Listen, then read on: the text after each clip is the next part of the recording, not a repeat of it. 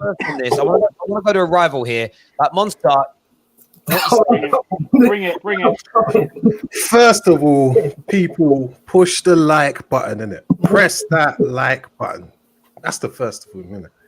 And I hate to say I told you so. Listen, I'm not going to get at Stroll because Stroll doesn't push this narrative, innit?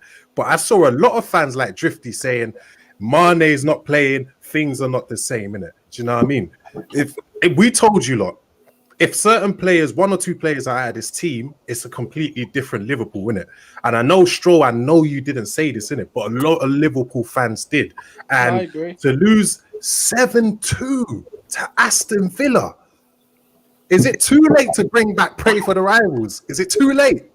Listen, I told you lot, listen, sometimes geniuses here are considered crazy at first, innit? That's what they, Albert Einstein was considered crazy at first, innit?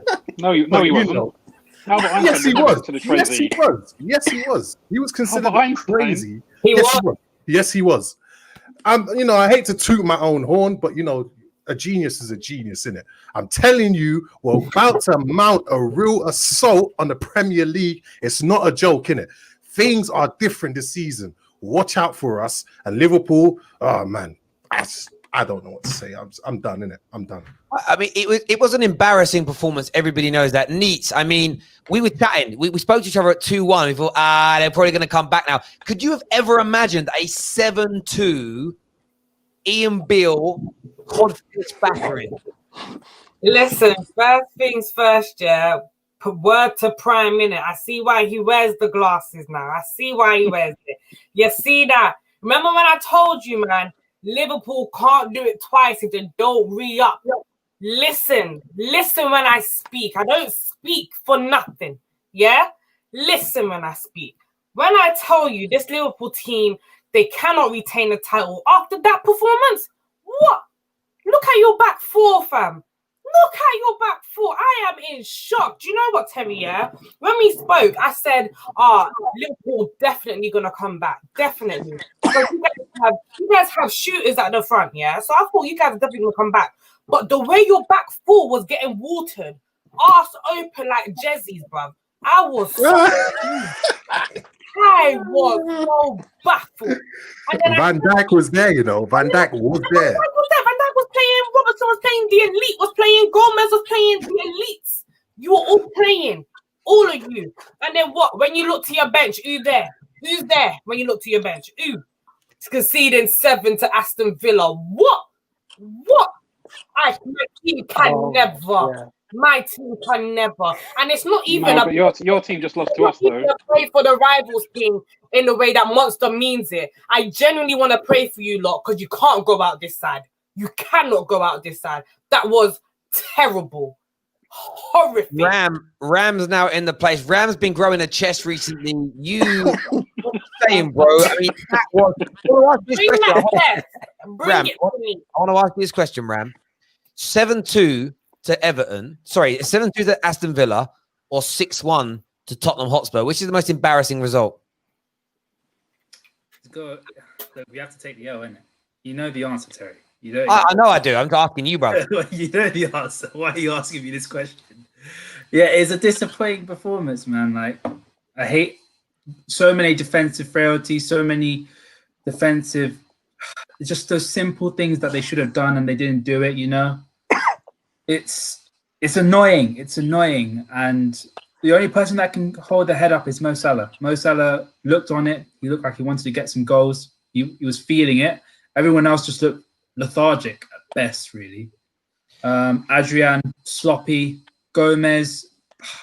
I've been bigging this guy up because I think he has so much potential. But today, he needs to take a look at that performance. He was shocking. He was shocking. I think the guy could be a very, very, very, very good defender, but he needs to, in the next couple of weeks, look at that performance and assess it and move on from it. Gal. Terry. One sec, bro. I want to go to Gal on this. We'll come to you in a second. Arsenal have started the season fairly well. Okay, you haven't played. You've played one real tough team, but equally, some small teams that you consider easy have been battering people recently. West Ham, Villa, to say the least. Do you think that this is a marker for the season? We are going to see this kind of all teams going through these periods where they ship 3, 4, 5 goals in games where stereotypically in Premier League history they haven't done? Or do you just think this is some complacency for a few of the bigger sides? In terms of, do you think Arsenal are going to stay on this run they're in? Do you think Villa are going to continue like this? Do you think that Everton are going to continue like this? Or do you actually expect at some point in the next 2 or 3 games Arsenal to take a few hammerings like this and for Liverpool to shut up shop or Man United to turn it round? Because it's weird, isn't it? We can't deny that what's happening at the moment, like even like Chelsea's game against West Brom, weird. Like, what's your views on it, mate? The amount of money that's in football nowadays, our competition in the Premier League is a level above the competition that we're going to be facing in Europe. We're going to have a lot of games in Europe where we face the Barcelonas and those kind of in the Champions League for you guys. And in the Europa League, obviously, we're not going to face anyone at the level of Aston Villa. I feel like these teams in the Premier League now, the amount of money they have, they could go out and beat any team in the Premier League. So now going back to this game today, you guys lost 7-2 to a team that had a championship striker from last year get a hat trick in 36 minutes. Liverpool FC went and got their ass beat. And that high line that you guys showed against Leeds, it happened again today. So this is now the second game that we've seen a team that championship level, you could say, if they got relegated last year. Some of these players were not Premier League level just a year ago. So when you look at Liverpool this year, they're not going to have the same season they had last year. They're going to struggle. And my whole point was, it's not only about the signings. It's not about everything else. It's hard to repeat.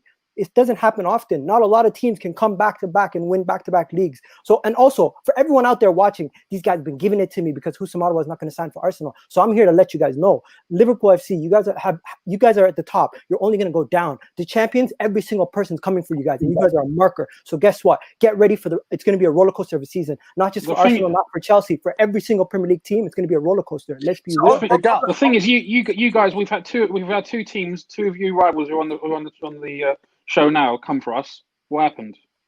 We ain't going red card happened. A red card happened. You guys blew your load against Chelsea and Arsenal. A red card happened. Villa came and you guys disrespected them. Let's be honest. Keep your pride. No. So listen. So we play with a high line. That is a tactic. That's an intentional tactical ploy that we play with, right? So we play with this high line. It's a high risk, high reward strategy.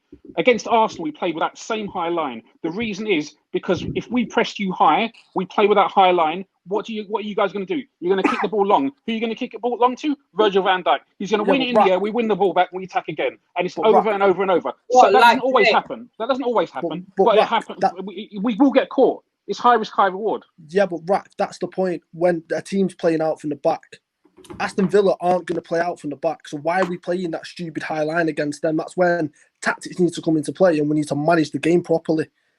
I understand doing it against Arsenal. I completely get that because you've got David Luiz, who, he might be good at the back, but you can tell that there's mistakes there. Aston Villa don't play that way. So why are we playing that way against them? It makes zero sense. We need to adapt our play at some point.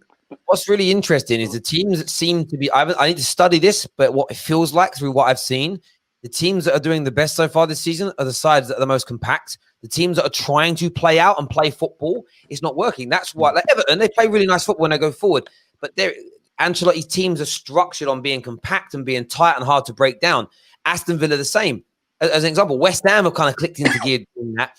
Maybe it's the pressure of having no fans there. In terms of what you'd normally get away or at home is the anxiety of today. You get the anxiety of Villa fans going up against Liverpool. Liverpool players will feed on that. Like, they're nervous. The players will be nervous. At Anfield, it's a case of we make a cauldron of noise and it stops people. And I know that Chelsea bounced back this week and absolutely slapped Crystal Palace, but I'm not convinced that we've seen the end of Chelsea's woes. By the way, I'm not convinced we're not going to see woes from Arsenal. It's not about throwing salt. Something isn't right about this season. Nothing feels right at all. The judge! I told you already about the judge blood. That word getting banned on this show now. That's starting to annoy me a bit. No, but say it. Terry, someone's in the chat. I see him in the chat. Who? Yeah.